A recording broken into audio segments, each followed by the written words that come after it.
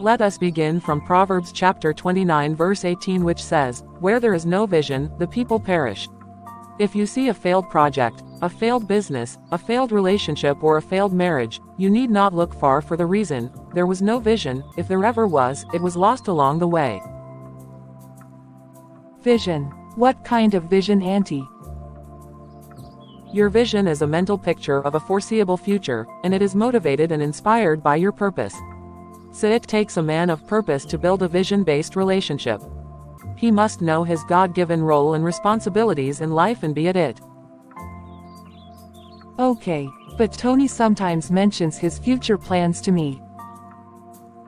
That is good, but we are talking about his God-given responsibilities, not his personal plans, and it should not all be futuristic. He must be at it already. A wife is a suitable help. You are to help fulfill that responsibility from God. If there are no responsibilities, then you have no place. I see. He must have a God-given responsibility, a purpose that drives his vision. Without a vision, the relationship has no future.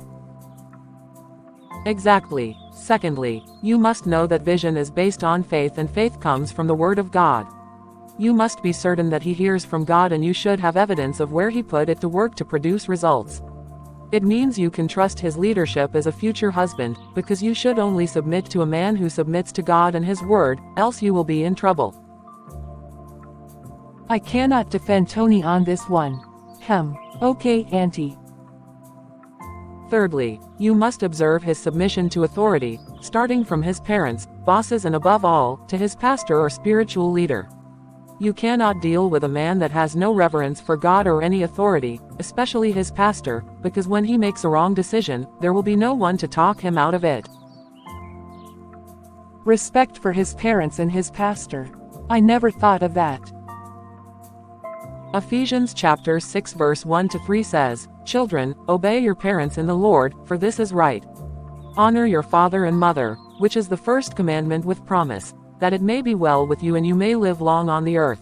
And Hebrews chapter 13 verse 17 says, "Obey them that have the rule over you, and submit yourselves, for they watch for your souls, as they that must give account, that they may do it with joy, and not with grief, for that is unprofitable for you." So, submission to those God puts over you physically and spiritually, is a major determinant for a good future. Auntie, this is opening my eyes to a whole new world, because all this is beyond, we love each other. Submission to parents and to spiritual leadership has come in. Yes. Fourthly, what is his financial integrity towards God and towards men? His heart will follow his money. Matthew chapter 6 verse 21 says, "For where your treasure is, there will your heart be also." His heart is not with God, if his money is not in the things of God. Also, does he borrow and never pay back? I don't know, Auntie, but he showers me with gifts and money, even when I do not ask for it.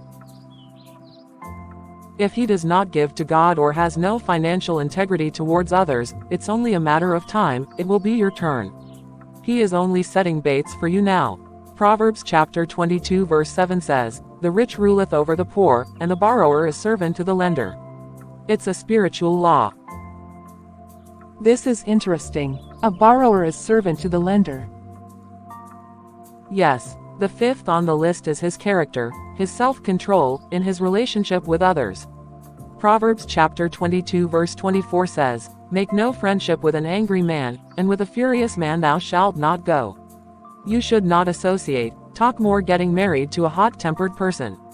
He should also have control over other emotions, especially sexual desires. Auntie, that was what I thought was the only challenge, but he said I should forget those other girls, that it is only me he loves. You have need to be very careful. Give him space and watch out for these characteristics. You may not know what he told the other girls. I have so much more to teach you on this, but let's keep that for tomorrow night, so I can take this time to fix dinner for your uncle. Thank you, Auntie. Because of your guidance, I am sure not to fall into any errors in this choice of who to marry.